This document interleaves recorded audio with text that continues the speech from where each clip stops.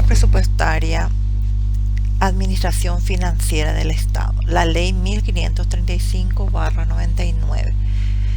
Hoy hablamos de el presupuesto general de la Nación. El presupuesto general de la Nación es un instrumento de asignación de recursos financieros para el cumplimiento de las políticas y los objetivos estatales. Es un plan financiero donde está plasmado todos los ingresos, los gastos, los mecanismos de financiación que tiene el Estado.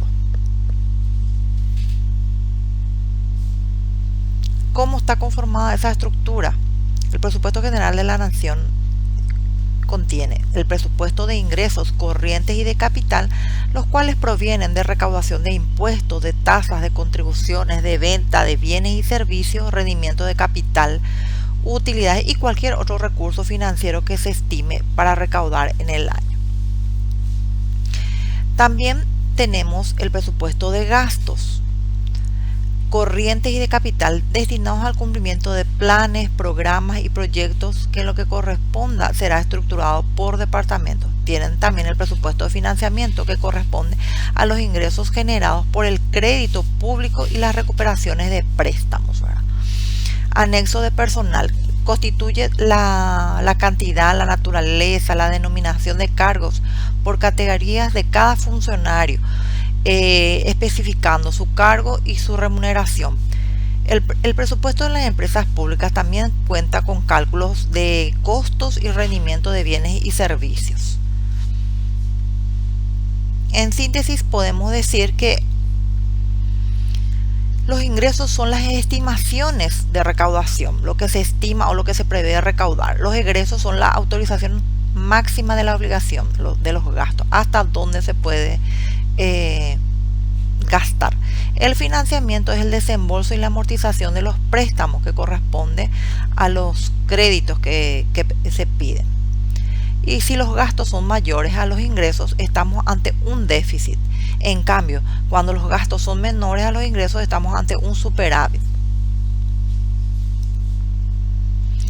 Hay que tener en cuenta que el presupuesto, la estructura presupuestaria, se fundamenta en principios presupuestarios. El primero de ellos es la universalidad, que todos los ingresos y los gastos deben estar expresados en un documento, ¿verdad? Y presupuestados por sobre todo, o sea, haber estimado con anterioridad lo que se va a gastar.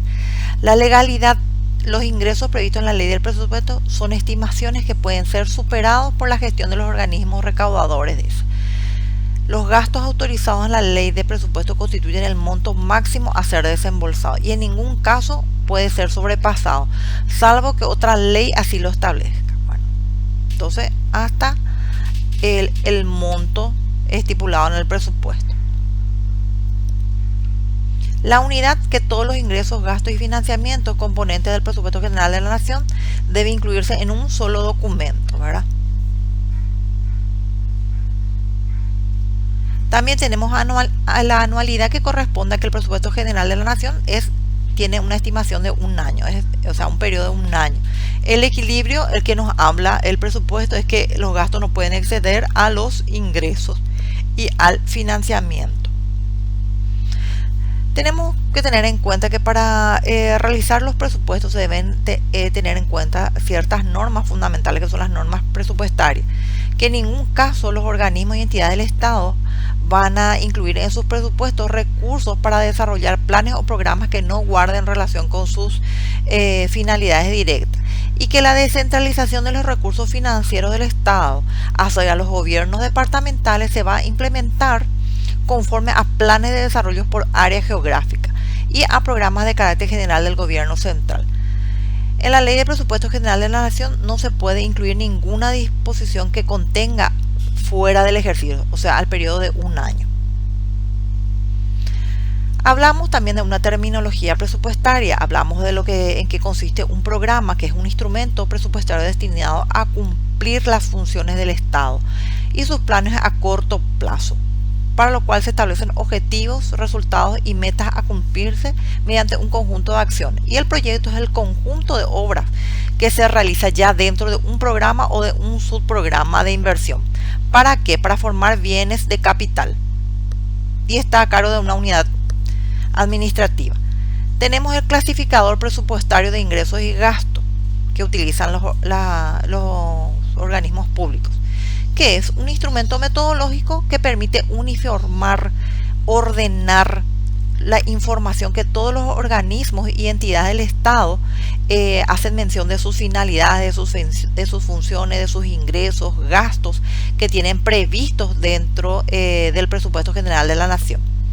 Entonces sirve para uniformar esas transacciones financieras y facilitar un análisis de política fiscal, así como también la ejecución, modificación, control y evaluación del presupuesto. Los gastos se clasifican atendiendo a el destino, atendiendo a su función, al sector, ¿verdad? A los sectores de la economía en que se realiza. También tenemos los gastos corrientes, que son aquellos destinados a sueldos de empleados, bienes y servicios, pagos o jubilados y pensionados, intereses de la deuda.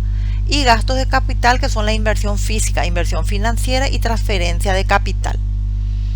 También se tiene clasificación por fuente de financiamiento. Fuente de financiamiento 10, 20 y 30, de acuerdo a cuáles sean, ¿verdad? Recursos del tesoro, ingresos provenientes de ingresos tributarios que representan el 90%, participación de las binacionales y transferencia de entidades descentralizadas. Fuente 10, que son recursos del crédito público, el endeudamiento interno y externo, solo financia gastos de capital y el principal de la deuda. Y fuente de financiamiento 30, recursos institucionales, son los ingresos propios de las entidades, coparticipaciones, IVA, binacionales y donaciones destinados al financiamiento de los fines específicos. Hasta ahí tenemos lo que conlleva la estructura presupuestaria.